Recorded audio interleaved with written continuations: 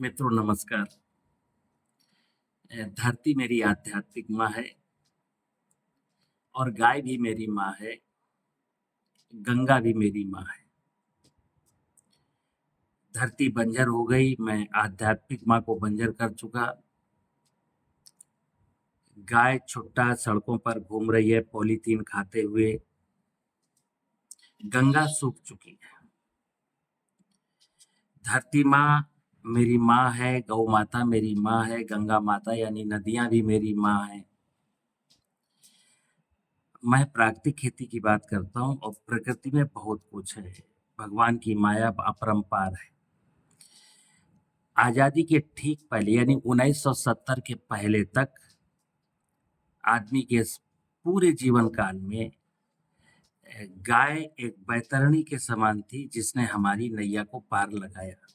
कारण कि हमें खेती में बैल की जरूरत पड़ती थी और गाय हमको बछड़े पैदा करके देती थी।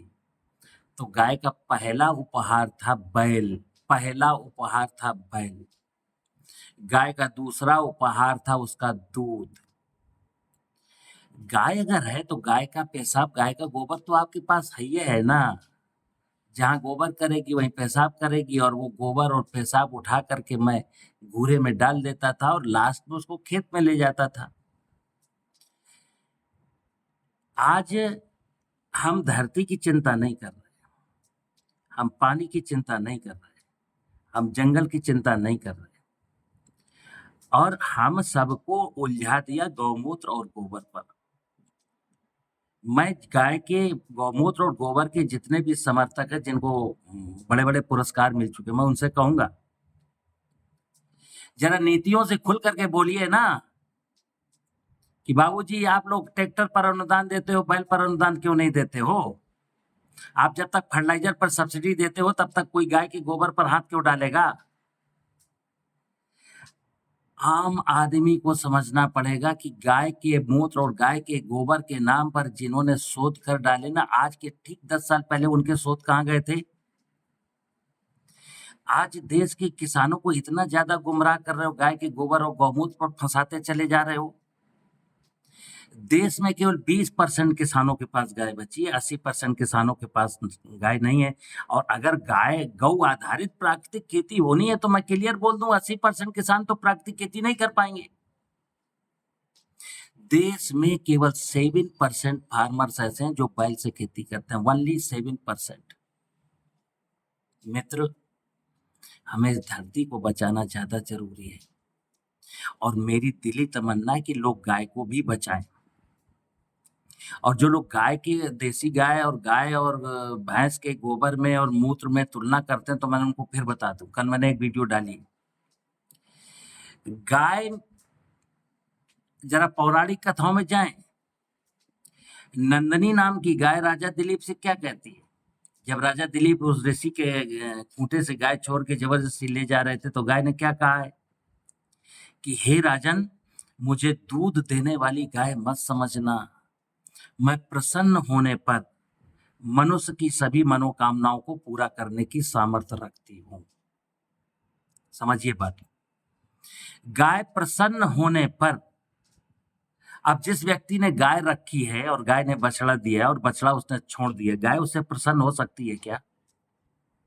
गाय ने एक बच्चे को जन्म दिया, बाई चांस वो बछड़ा है और आपने उस बछड़े को सड़क पर छोड़ दिया, गाय की नजरों से दूर कर दिया। वो गाय आपसे प्रसन्न है क्या? दूसरी चीज, एक भैंस बंधी है बगल में जो 7 लीटर दूध देती, गाय आपका 1.5 लीटर दूध देती।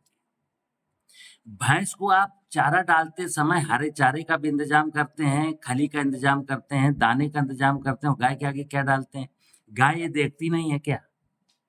तो गाय आपसे प्रसन्न नहीं है। हाँ, कतिपय कुछ किसान देश में ऐसे हो सकते हैं जो गाय को माँ मानते हों और माँ की तरह प्यार करते हों, भैंस से ज़्यादा गाय को तवज्जो देते हों। उनकी बात मैं नहीं कर रहा हूँ, अपवाद हैं, वो पूजनीय हैं, मैं उनकी पूजा करूँ अगर सामने मिल जाए।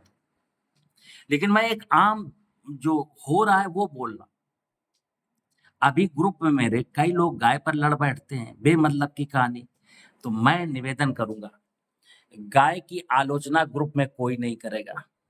गाय मेरी माँ थी, माँ है, माँ रहनी चाहिए और माँ मेरी बचनी चाहिए।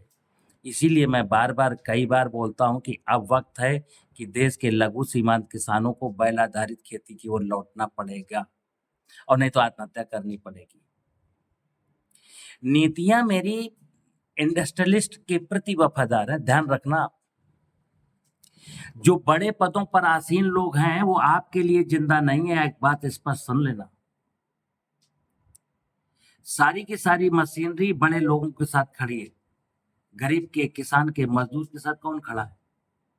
इसलिए किसान को, मज़दूर को, गरीब को अपने कॉमन सेंस का इस्तेमाल करके कि धरती माता को बचा लो।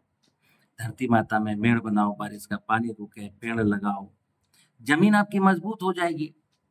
जंगल की ज़मीन क्या इसलिए मज़बूत है कि वहाँ गाय पेशाब करके आती है।